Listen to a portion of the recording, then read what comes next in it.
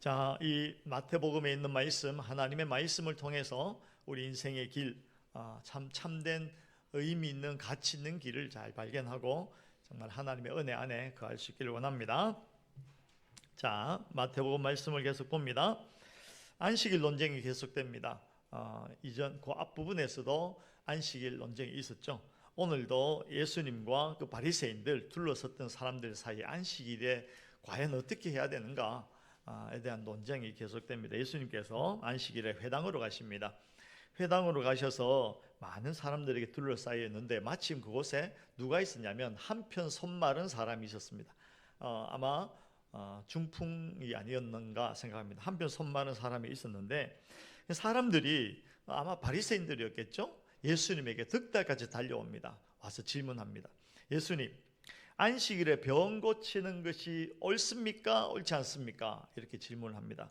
왜 그런 질문을 했냐면 그 당시에 율법 중에 그 법 중에 안식일에는 어떤 일도 하지 마라 이런 법이 있었거든요. 그러니까 말하자면 예수님 안식일에 아무 일도 하지 말라고 했는데 안식일에 병 고치는 것도 일이잖아요. 그러니까 안식일에 병을 고쳐야 된다라고 예수님이 답을 하시면 그 안식일 법을 어기는 것이다 이렇게 고발할 것이고, 그런데 한편으로는 한편 손 많은 사람을 고치지 않아야 된다라고 말씀하시면 평소에 뭐 사랑 하시더니 능력 많은 예수님께서 병도 안 고쳐 주십니까? 이렇게 고발을 하려고 모여들어서 득달같이 예수님에게 질문하는 것이죠. 그 질문에 예수님께서 걸려들었을까요? 아니 걸려들었을까요? 물어보면 잔소리죠. 예수님께서 그게 답을 하지 않고 아주 현명한 반문을 하십니다. 예수님께서 어떻게 반문하십니까? 한 사람이 양이 있었는데, 집이 어린 양이 있었는데 안식일에 그만 구덩이에 뚝 빠졌다는 겁니다. 그러면 그 양을 건지는 것이 옳냐 건지지 않는 것이 옳느냐, 너희는 어떻게 할래? 이렇게 반문하십니다. 그 말인즉 건져야 한다는 것이죠.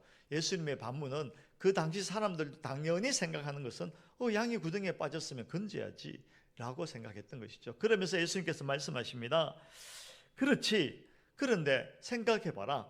사람이 양보다 얼마나 더 귀중하냐, 사람의 생명이 그 양의 생명보다 얼마나 더 소중하냐. 그러니 이 사람을 긍휼히 여기고 고쳐주는 것이 마땅한 것이다 이렇게 말씀하시는 것이죠. 그 말씀의 의미를 조금 더 생각해 보면 안식일 규정은 하나님께서 우리에게 안식일 법을 주셨잖아요.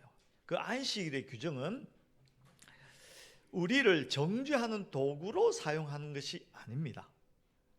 안식일에 일하지 마라 했기 때문에 안식일에 일하는 사람이 있으면 가서 한 대 때려주고, 안식일에 일하는 사람이 있으면 가서 너 잘못됐어 하는 정죄의 도구로 주신 것이 아니라는 것입니다. 안식일을 그 법을 우리에게 주신 것은 그 법 속에 있는 하나님의 마음을 살펴서 그 안식일의 율법의 정신을 잘 살펴서 우리로 하여금 그 마음을 따라서 잘 살도록 하기 위해서 주신 것이라는 것이죠. 그러니까 우리 잘 생각해야 됩니다. 율법 조항을 우리는 너무 소극적이고 부정적으로 생각합니다. 사실 법이라는 게 요건 하지 마 이렇게 규정하는 경우가 많이 있죠. 그렇기 때문에 우리가 법을 보면 너무 소극적으로 또 부정적으로 생각합니다. 그러나 율법의 정신은 오히려 긍정적이고 적극적으로 해석해야 됩니다. 이런 것입니다. 여러분, 여러분 운전하실 때나 길을 다니실 때 신호등이 있죠. 빨간 불에 건너나요? 파란 불에 건너나요? 파란 불에 건너죠. 그것은 파란 불에 건너야 된다는 교통법규 때문에 그런 것이죠. 그런데 그것을 보고 교통법규에는 빨간 불엔 건너지 마시오 이렇게 되어 있기 때문에 사람들이 그걸 소극적으로 부정적으로 접근해서는 빨간 불에 건너면 혼나는 것이야, 잘못된 것이야, 이런 인식만 가지고 빨간 불에 섰다가 혹시 누가 급한 사람이 빨간 불에서 막 건너려고 하고 어쩌다 건너가고 이러면 저 나쁜 놈 막 정죄하고 이런 용도로만 사용하면 안 된다는 것이죠. 여러분 생각해 보세요. 빨간 불에 건너지 말고 파란 불에 건너라고 하신 그 법의 정신이 무엇입니까? 그 법을 잘 지킴으로 나와 이웃의 생명을 잘 지켜주기 위한 것이 법 정신이죠. 그러니까 적극적으로 긍정적인 법의 정신을 잘 살려야 되는 것이지, 그거를 소극적이고 부정적으로 그저 사람을 정죄하고 비난하고 비판하는 도구로 써서는 안 된다라는 것입니다. 그렇죠. 바로 그것입니다. 율법도 마찬가지입니다. 율법의 조항은 소극적이고 부정적으로 이해해서 그것을 가지고 사람을 정죄하거나 고발하려고 하고, 그것을 가지고 사람이 맞니 틀렸니 잘했니 못했니 이렇게 사용하라는 것이 아니라, 그 율법의 정신, 하나님을 사랑하고 이웃을 사랑하는 그것을 잘 살려서 사람을 살리는 일에 율법의 조항이 사용되어야 된다는 것입니다. 그것이 율법의 정신입니다. 그러므로 율법을 대하는 태도는 자신과 이웃을 심판하고 정죄하기보다는 그 법 속에 담긴 적극적이고 긍정적인 정신을 살려서 그 사람을 살려내고 사랑하고 관용하고 넉넉하게 받아주고 회복시키고 생명을 흐르게 하고 하는 그러한 것으로 살펴야 된다는 것입니다. 여러분, 그런데 그걸 좀 잘못해서 율법, 법 이러면 막 율법을 만들어 가지고 그 율법을 잘 지킨다 이런 공동체 가보면요, 바싹 말라요. 사람들의 마음이 말라요. 그냥 논바닥 갈라지듯이 쩍쩍 갈라집니다. 맞다 틀리다만 나는 잣대만 가지고 대면 누가 거기에서 살 수가 있겠습니까? 오히려 율법의 정신이 잘 살아서 넉넉한 공동체, 관용, 포용, 너그러움 괜찮아요. 다음에 잘하면 되죠. 잘 힘내보세요. 그래야 되는 것이죠. 그 정말 율법의 정신이 살아있으면 그 공동체는 넉넉해진다는 것입니다. 확인해 볼까요? 성경 에베소서를 찾아보겠습니다. 우리 신기하죠? 제가 앞에서 막 이렇게 떠들고 있으니까 우리 신우철 형제한테 한 말입니다. 너무 신기하게 생각하지 마시고 저 목사님이 무슨 이야기를 저렇게 하시나 이렇게 생각해 보시면 돼요. 에베소서 4장입니다. 에베소서 4장 22절로 24절입니다. 22절로 24절 교독합니다. 제가 먼저 읽고 여러분들이 한 절 이어서 읽으면 됩니다. 너희는 유혹의 욕심을 따라 썩어져가는 구습을 따르는 옛사람을 벗어버리고, 다 같이 하나님을 따라 의와 진리의 거룩함으로 지으심을 받은 새 사람을 입어라 그랬어요. 여기 보면 먼저는 옛 사람을 벗어버리라는 이야기가 나옵니다. 그리고 이어서 새 사람을 입으라는 말씀이 나오죠. 여러분, 두 가지 중에 진짜 이 말씀은 무엇을 이야기하려고 기록하고 있을까요? 옛 사람을 벗어버리라는 이야기의 방점이 찍힐까요? 새 사람을 입으라는 것에 방점을 찍고 있는 것입니까? 여러분, 새 사람을 입으라는 것이죠. 옛 사람을 벗어버리고 가만히 있으라는 이야기가 아닙니다. 옛 사람을 벗는 이유가 무엇입니까? 새 사람을 입기 위한 것이죠. 법이 그렇다는 것입니다. 근데 이것이 이어서 25절도 보시면요, 25절 보시면 그런즉 거짓을 버리고 각각 그 이웃과 더불어 참된 것을 말하라. 여기에도 마찬가지입니다. 거짓을 버리고가 핵심이 아니고 참된 것을 말하는 것이 핵심입니다. 그죠? 참된 것을 말하는 것이 핵심이지 거짓을 버리는 것이 핵심이 아니라는 것입니다. 거짓을 버리라는 이유가 무엇입니까? 참된 것을 하라는 것입니다. 그런데 말하자면 이것입니다. 공부하러 간다 하고는 가보니까 이제 방이 어지럽고 책상이 이제 이렇게 널널이하게 지저분하게 깔려 있으니까 그거 치우고 하고는 의자에 가만히 앉아 있어. 책상을 치우는 이유가 무엇입니까? 공부하려고 앉아 있는 것이죠. 그런데 책상만 치우고 가만히 앉아 있으면 그게 무슨 의미가 있겠습니까? 성경은 바로 그것입니다. 예? 그리고 28절을 보시면 28절에 도둑질하는 자는 다시 도둑질하지 말고 돌이켜 가난한 자에게 구제할 수 있도록 자기 손으로 수고하여 선한 일을 하라 그랬어요. 여기도 도둑질하지 말라는 이유가 무엇입니까? 선을 행하라는 것이죠. 근데 우리가 자꾸 이 법에만 정신을 팔려서 하지마, 이거 해, 저거 하지마, 이건 여기까지야 라는 것에 집중해서 그거 지키고 있는 그 수준에 머물러 있으면 그 법을 주신 진짜 정신에 대해서는 우리가 잊어버린다는 것입니다. 그러면 율법을 가졌다는 사람들이 하는 일이 정죄하는 것이죠. 맞다, 틀렸다, 누가 옳으니 누가 그러니 이것만 하고 앉아있는 것입니다. 그러면 그 공동체는 깡마르게 됩니다. 관용이 없어져요. 사랑이 없어져요. 여기에 뭐 하지 마라, 뭐 나는 이거 했으니까 뭐 이거 해야 되고 이래야 되고, 아니라니까요. 네? 아니라니까요. 제가 이 흥분하면 안 되는데, 제가 원래는 이렇게 평소에 조곤조곤 이야기하는데 오늘 흥분하네요. 자, 율법이 그래요. 율법은 법이 조항이기 때문에 소극적이고 부정적인 쪽으로 생각할 수 있지만, 실상은 그 속에 있는 적극적이고 긍정적인 정신을 살려야 된다는 것입니다. 자, 거기까지 잘 생각하시고요. 그러면 오늘 설교 제목을 한번 보시기 바랍니다. 설교 제목이 고난 하나님의 메가폰. 그래요. 왜 갑자기 고난이 등장하는 것일까요? 한번 생각해 보기를 원합니다. 율법 정신을 살피는 것과 고난이 어떻게 연결되는 것일까요? 얼핏 보면 전혀 연결이 안 되는 것 같습니다. 그러나 그렇지 않습니다. 율법이 그저 우리를 뭐 지적하고 시험 들게 하고 괴롭히는 것이 아니고, 우리로 하여금 오히려 율법의 정신을 살려서 잘 성장하도록 하는 그런 용도를 가지고 있어요. 그렇다면 고난도 마찬가지입니다. 고난의 표면적으로는 우리를 힘들게 하고 우리를 괴롭게 하는 그러한 것 같지만, 실상은 하나님께서 고난을 통해서 우리를 하나님의 자녀답게, 하나님의 백성답게 성장시키는 그 수준을 높여가는 방편으로서 고난이라는 것을 사용하신다는 것입니다. 고난은 하나님의 섭리의 도구이고 우리의 삶을 간섭하시는 도구이고, 고난은 하나님께서 우리 인생을 만지시는 도구입니다. 고난이 있다 하면 하나님께서 지금 나를 만지시는구나, 하나님께서 지금 나를 만지고 계시는구나, 빚고 계시는구나, 이걸 잘 생각하셔야 돼요. 제가 이 설교를 준비하면서 이제 생각나는 사람들이 많았어요.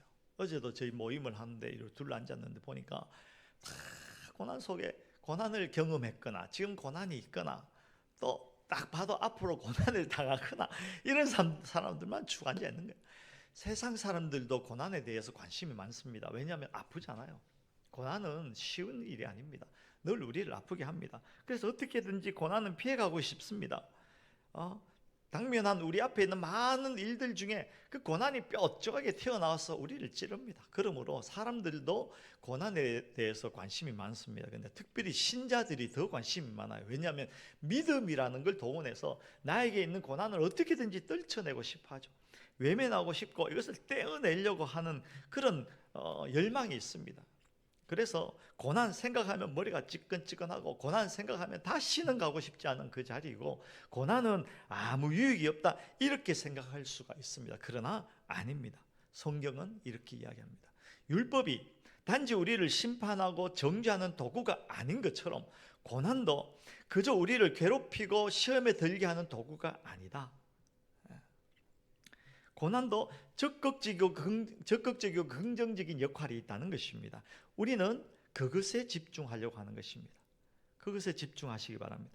성경을 볼까요? 정말 놀라운 말씀이 있습니다. 로마서 5장을 보시기 바랍니다. 로마서 5장 1절을 보시기 바랍니다. 로마서 5장을 펼치고요, 1절부터 한번 읽어보도록 하겠습니다. 제가 읽으면서 말씀드리겠습니다. 그러므로 우리가 믿음으로 의롭다 하심을 받았으니 우리 주 예수 그리스도로 말미암아 하나님과 화평을 누리자. 또한 그로 말미암아 우리가 믿음으로 서 있는 이 은혜에 들어감을 얻었으며 하나님의 영광을 바라고 즐거워하느니라. 이게 보면 우리가 어떤 존재라는 것을 이야기합니다. 우리가 믿음으로 의롭다 하심을 받았어요. 또 예수 그리스도로 말미암아 하나님과 화평을 누리는 존재가 되었어요. 그리고 우리가 믿음으로 서 있는 이 은혜에 들어감을 얻었어요. 그리고 하나님의 영광을 바라봅니다. 그러니까 의롭다함 받았죠. 화평을 누리죠. 은혜가 무엇인지 알게 되죠. 영광을 누리는 존재가 되었다는 것입니다. 그래서 2절 끝에 보면 즐거워하느니라. 이 모든 것들로 인하여서 내가 즐거워한다 그래요. 마땅히 즐거워할 제목이 되는 것이죠. 그런데 놀라운 말씀은 3절에 나옵니다. 3절 읽어봅니다. 3절 4절 같이 읽습니다. 시작. 다만 이뿐 아니라 우리가 환난 중에도 즐거워하나니 이는 환난은 인내를, 인내는 연단을, 연단은 소망을 이루는 줄 알미로다. 여러분 3절 다만 이뿐 아니라, 그러니까 앞에 있는 즐거움을 이야기하고 다만 그 즐거움뿐 아니라 우리가 환난 중에도 즐거워하나니, 나에게 닥친 이 환난을 통해서도 내가 즐거워한다 그래요. 나에게 닥친 떨쳐내고 싶은 뾰족한 가시 같은 이 환난을 통해서도 내가 즐거워한다 그래요. 이건 성도가 아니면 알 수 없는 비밀입니다. 왜 그래요? 이유가 무엇입니까? 환난이 인내를, 인내가 연단을, 연단이 소망을 이루기 때문이다. 하나님께서 환난을 통하여서 우리를 만지신다는 것입니다. 하나님께서 환난이라는 것을 사용해서 우리 삶에 간섭하시고, 간섭하심으로 우리를 빚어내시고, 우리가 결국은 소망, 세상에 줄 수도 없고 알 수도 없고 이해할 수 없는 그 진짜 찬란한 소망을 우리 속에 선명하게 깎아 만들어 주시는 도구로서 환난이 작동한다는 것입니다. 그래서 내가 환난 속에서 즐거워한다 그래요. 즐거워한다. 여러분, 환난은 성도를 만지시고 섭리하시고 간섭하신 하나님의 방법입니다. 하나님의 그 놀라운 방법입니다. 하나님은 우리를 복된 자로 부르시고 복 주시기를 원하시죠. 그 하나님이 우리를 만지시는 방법, 환난입니다. 이런 것이죠. 여러분, 사람이요 언제 생각이 깊어집니까? 사람이 고난, 환난을 당하면요 다 철학자가 돼요. 고난이라는 것이 닥치게 되면 생각하기 시작합니다.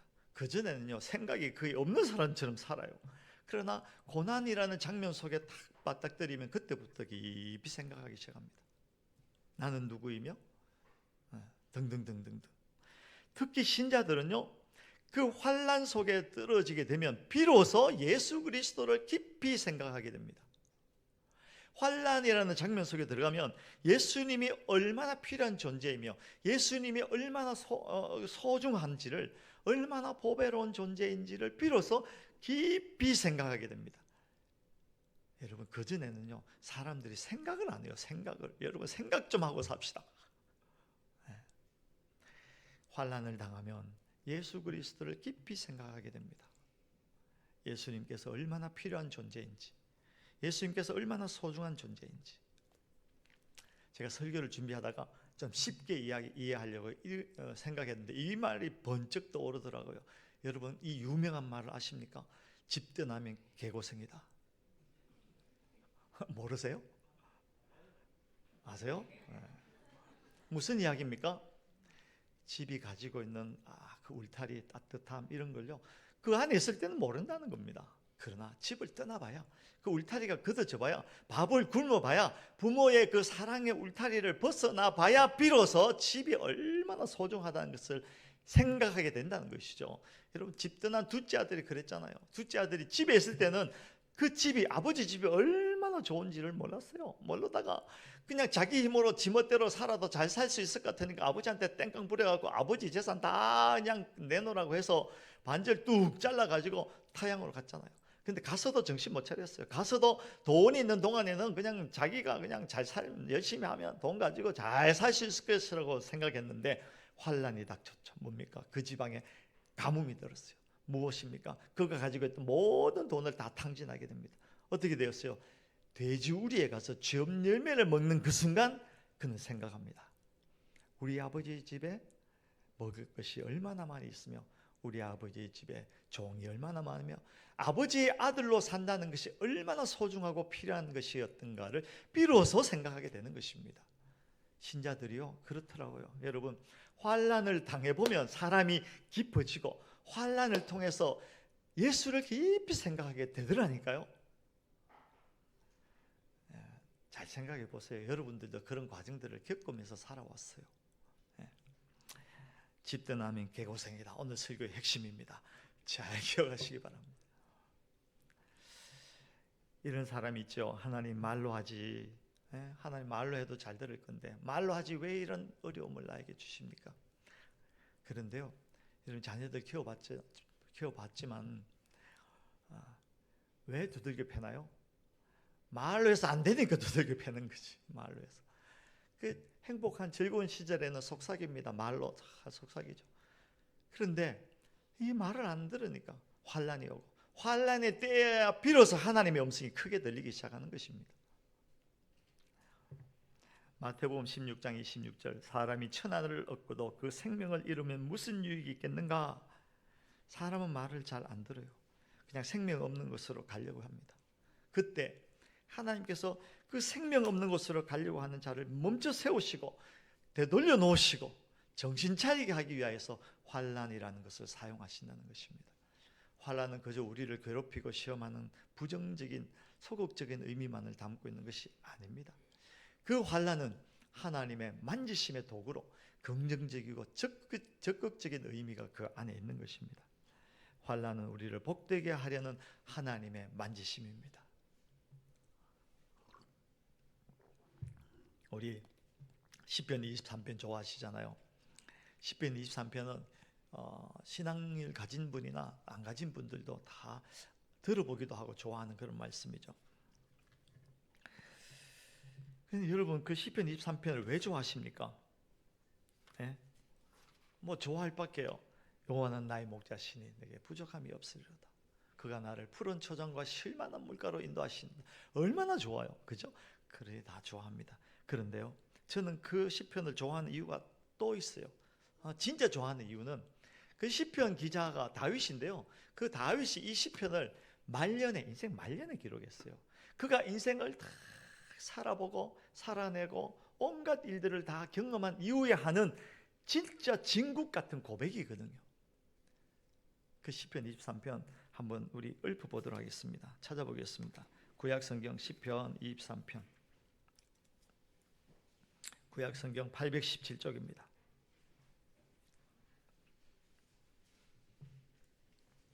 1절부터 6절까지 교독합니다.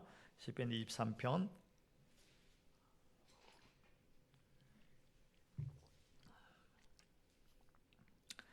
여호와는 나의 목자시니 내게 부족함이 없으리로다.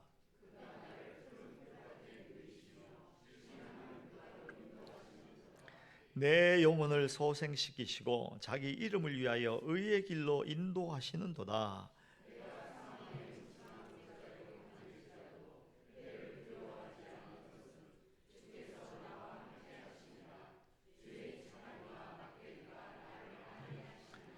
주께서 내 원수의 목전에서 내게 상을 차려주시고 기름을 내 머리에 부으셨으니 내 잔이 넘치나이다.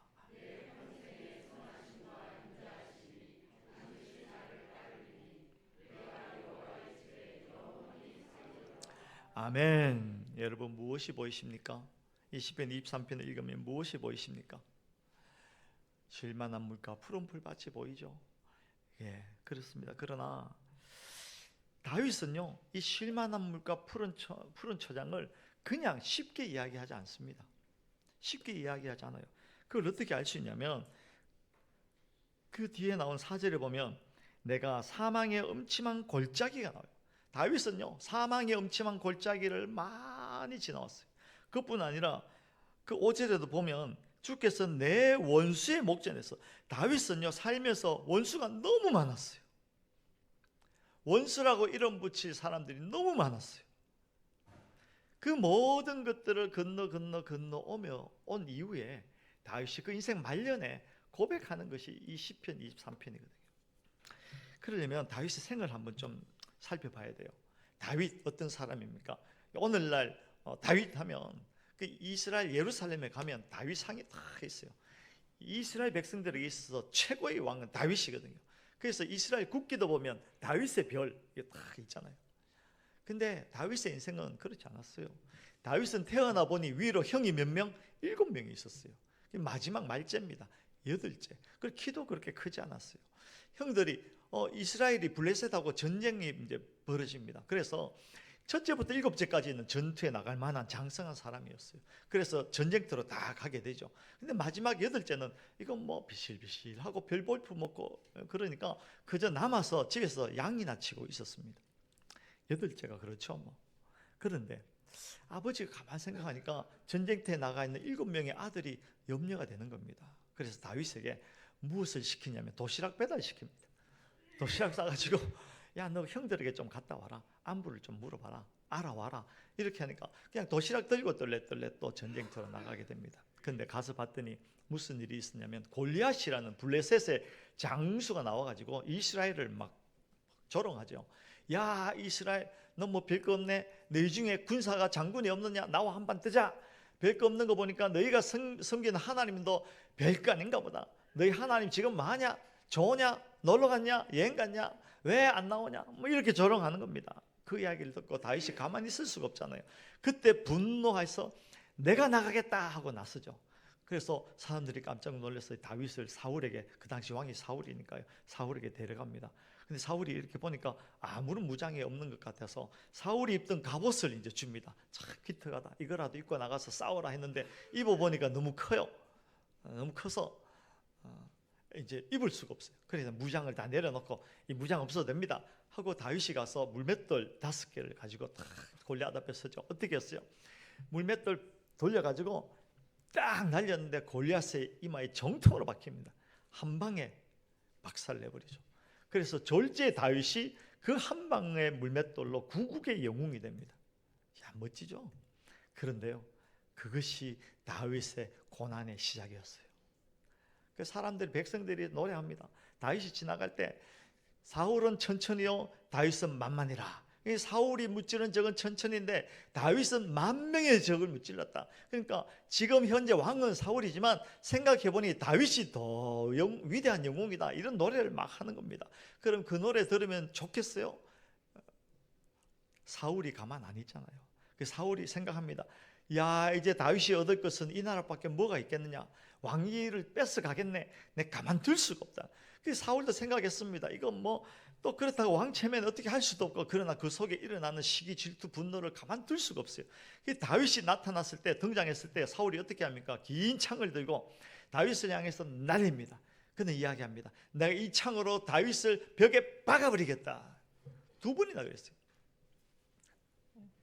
이 끔찍한 표현 아닙니까? 창을 날려서 다윗을 뚫고 가서 벽에다가 콱 박아버리겠다, 죽여버리겠다는 거죠.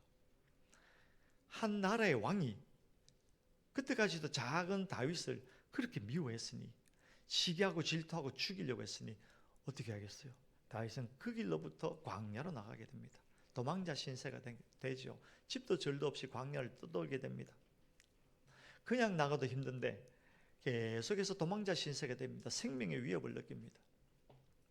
근데 재밌는 건요, 도망가다 갈 데가 없어요. 그래서 어디까지 갔냐면 블레셋까지 갑니다. 블레셋. 골리앗을 죽이고 구국의 영웅이 됐는데 쫓겨가지고 블레셋까지 망명을 갑니다. 근데 거기에서도 편치가 않았어요. 비참한 처지로 가 있었는데 사람들이 다윗을 보고 저놈이 우리를 죽이러 왔나, 이렇게 의심을 하는 거죠. 그러니까 도망자 신세였는데 할 수 없이 어떻게 합니까? 문턱에 걸터앉아가, 창틀에 걸터앉아가지고 침을 질질 일부러 흘립니다. 수염에 질질 침이 흐르도록 미쳤다라는 흉내를 내고 있는 거죠. 다윗이 생각할 때 얼마나 비참했겠습니까? 그래서 거기서도 못 이기고 도망 나옵니다. 도망 나와서 다니다 보니까 다윗 비슷한 처지에 있는 사람들이 다윗에게 모이기 시작하죠. 600명이 모입니다. 600명이. 600명을 데리고 다닙니다. 근데 먹을 것도 없고 입을 것도 없고 잘 집도 없는데 그 사람들이 다 다윗만 쳐다보고 있는데 그 600명을 데리고 광야를 헤매고 다니는 거, 이게 뭐 즐거웠겠습니까? 그래 하다 안 돼서 또 어디 가냐면 블레셋까지 다시 도망갑니다. 블레셋으로 도망가는 게 사실은 좀 제일 안전하기도 해요. 왜냐하면 블레셋이 그를 보호해 줄 수는 있으니까. 내 옛날에 잘못됐다 하고 항복하고 들어간 것이죠. 그런데 거기서 잘 살면 되는데 앞불사 무슨 일이 생기냐면 블레셋하고 이스라엘하고 다시 전쟁을 하는 겁니다. 그럼 어떻게 해야 될까요? 다윗이 고민하다가 할 수 없이 블레셋 편에 서서 자기 고국인 이스라엘하고 전쟁을 하려고 지금 전장으로 나가는 길에 갈 수밖에 없는 형편이 됩니다. 그럼 이건 뭐 그런 인생이 또 어디 있겠습니까? 그런데 가는 중에 블레셋 사람들이 또 그를 믿지 못합니다. 저 다윗과 600명의 군사들이 전장에 가서 한심에 변심해서 우리를 치면 어떻게 하나? 그런 의심의 눈초리를 계속 날리는 것이죠. 그래서 할 수 없이 다윗이 할 수 없다고, 그럼 우리가 돌아가겠습니다 하고 돌아왔어요. 돌아와서 그때까지 그들이 머물고 있던 마을이 있었는데 이름이 시글락입니다. 그런데 앞불상 그들이 전쟁터에 나간다고 싸울 수 있는 군사들은 다 나갔는데 그들의 가족들, 어린 아이들과 연로하신 부모님, 그리고 아내, 여자들, 이런 사람들이 남아 있었는데 그 시글락이라는 동네에 또 다른 원수들 아말렉이 쳐들어와서 싹 포로로 잡아갑니다. 재산까지 다 썰어가 버립니다. 들어와 보니까 빈집이 다 털려가지고 아무것도 남아있지 않죠. 무엇보다 슬픈 것은 그 모든 600명의 군사들의 가족들이 다 포로로 잡혀간 것입니다. 얼마나 원통했겠어요. 집도 절도 없어서 떠돌아다니는데 이제 모든 가족들까지 다 포로로 끌려갔으니, 그때 성경에 기록합니다. 울고 울었는데 그 울음소리가 나오지 않을 정도까지 울었다고 그래요. 그러면서 사람들이 분노가 차오르니까 돌멩이를 들고 다윗을 쳐 죽이려고 합니다. 그때까지 다윗 때문에 살았던 사람들이 이제 다윗을 죽이려고 덤벼듭니다. 여러분, 그런 환난, 고난, 억울함, 원통함을 당해본 적 계시나요? 그런데 그 이후에 여러 가지 사건이 있습니다. 그렇게 해서 결국은 다윗이 하나님의 은혜로 왕이 됩니다. 왕이 됐어요. 근데 그것으로 이야기가 끝나면 해피엔딩이죠. 좋은데, 그런데 그 끝이 그렇지 않아요. 다윗이 왕이 되었는데 가장 끔찍한 일이 생깁니다. 무엇입니까? 다윗의 가장 사랑하는 아들 압살롬이 아버지를 배반합니다. 그리고 아버지를 잡아 죽이겠다고 합니다. 자기 왕위를 뺏기 위해서. 그런데 비참하게 이 다윗 왕이 압살롬을 피해서 또 광야로 도망갑니다. 도망 나올 때 사람들이 나오면서 조롱합니다. 침뱉습니다. 그리고 더 안타깝게도 다윗의 아들 압살롬은요, 그 일로 목이 베어져서 죽습니다. 그 다윗이 말년에 지은 시가 시편 23편입니다. 그가 이야기합니다. 여호와는 나의 목자시니 내가 부족함이 없으리로다. 그가 나를 푸른 풀밭과 쉴만한 물가로 인도하시는도다. 이런 것이죠. 그 수많은 고난과 환난이 그저 나를 시험하고 그저 나를 괴롭히려는 것이 아니라 결국은 그 환난, 고난, 그 사망의 엄침한 골짜기, 내 원수들, 그 모든 것들이 하나님께서 나를 만지시는, 내 삶 가운데 간섭하시는 도구이라는 것을 그가 그 인생을 통하여서 깨닫고 지금 이 시를 가지고 고백하는 것입니다. 실상은 그는 사망의 엄침한 골짜기 속에 있었지만 그 고난이 하나님께서 나를 만지시는 도구라는 것을 깨닫고 그가 느끼기 시작합니다. 이 고난의 자리가 푸른 풀밭이구나. 이 고난의 자리가 쉴만한 물가이구나. 모든 것이 다 좋아 보이는 그곳이 푸른 풀밭 쉴만한 물가가 아니라 하나님께서 나를 만지시는 이 시간, 이곳이 쉴만한 물가고 푸른 풀밭이구나 라는 것을 즉 그가 고백하는 것입니다. 여러분, 그것이 성경이 이야기하는 신자의 고난 환난입니다. 하나님께서는 고난을 통해서 우리 신자들을 만지시고 복 주시고 성장시키십니다. 하나님께서는 고난을 통하여서 우리를 복 주시기를 지금도 애타게 일하고 계시는 것입니다. 그러므로 여러분, 환난 가운데 있으시다면 이 환난에 긍정적이고 적극적인 하나님의 만지심을 볼 수 있는 눈을 가지시기를 주의 이름으로 축원합니다. 한 말씀만 더 붙이도록 하겠습니다. C.S. 루이스라는 사람이 있습니다. 아주 유명한 기독교 변증가죠. 그는 고통을 이렇게 이야기합니다. 하나님의 메가폰이다. 하나님의 메가폰이다. 하나님께서는요 늘 말씀하십니다. 그런데 우리가 평안할 때는 하나님의 목소리가 음성에 속삭이는 것처럼 들려요. 그게 있는지 없는지 모를 정도로 늦게 들립니다. 그러나 고난이, 환난이 있을 때는 그 하나님의 목소리가 크게 들린다는 겁니다. 고난은 그러므로 하나님의 목소리 음성을 크게 듣게 하는 메가폰이다. 이렇게 이야기합니다.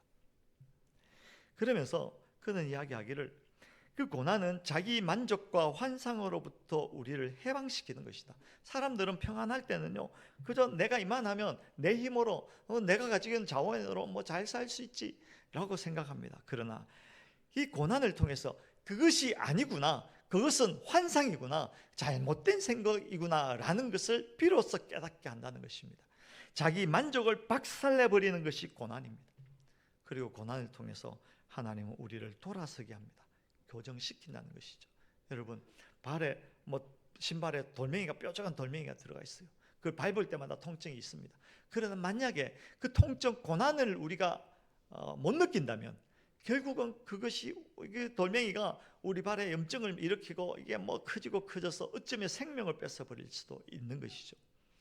그러므로 때로는 그 고난과 환난이 하나님의 경고의 음성이 되어서 우리가 생명 없음으로 달려가는 우리가 돌이켜서 하나님의 복 안으로 오게 하는, 진정한 생명 안으로 오게 하는 도구가 된다는 것입니다.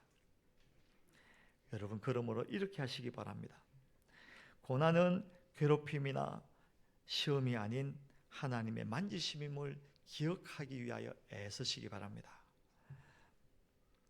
그러므로 고난이 올 때 그 고난, 환난에 순응하시기 바랍니다. 하나님, 왜 나에게 이런 일이, 그렇게 말씀하지 마시고 하나님께서 이것을 통해서 나를 어떻게 빚으실까를 질문하시기 바랍니다. 하나님께서 나를 어떻게 빚으시기 위해서 지금 나에게 이런 고난을 허락하셨을까? 그 고난에 순응하시기 바랍니다. 그리고 고난은 우리 영혼의 확성기라는 것, 그러므로 고난의 시간에 들으시기 바랍니다. 생각하시기 바랍니다. 고난의 시간에, 고난이 가장 클 때 우리가 다른 것 멈추시고 세상에 불필요한 활동들이나 염려들을 다 멈추시고 하나님 앞으로 가서 하나님의 음성에 귀 기울이는 시간을 가지시기 바랍니다. 들으시기 바랍니다. 말씀을 펼치고 기도하시기 바랍니다. 그 속에서 예수 그리스도의 필요함, 예수 그리스도의 소중함을 깊이 생각하시기를 바랍니다. 그러면 고난이 그저 괴로움이 아니라는 것을 깨닫게 될 것입니다. 그리고 고난은 우리를 영광에 이르게 한다는 것을 꼭 기억하시기 바랍니다. 환난은 인내를, 인내는 연단을, 연단은 소망을 이루는 것입니다. 하나님은 우리에게 영원한 복과 영광을 준비하고 계십니다. 그러므로 고난의 때에, 이 고난의 끝에 우리에게 주실 하나님의 그 결과물을 생각하시기 바랍니다. 현재의 아픔에 매몰되지 마시고 이 고난의 끝에 하나님이 예비하신 영적인 성숙과 영원한 보상이 약속되어 있다는 것을 믿음의 눈을 들어서 보시고 오늘을 인내하시기를 주의 이름으로 축원합니다. 찬양하겠습니다.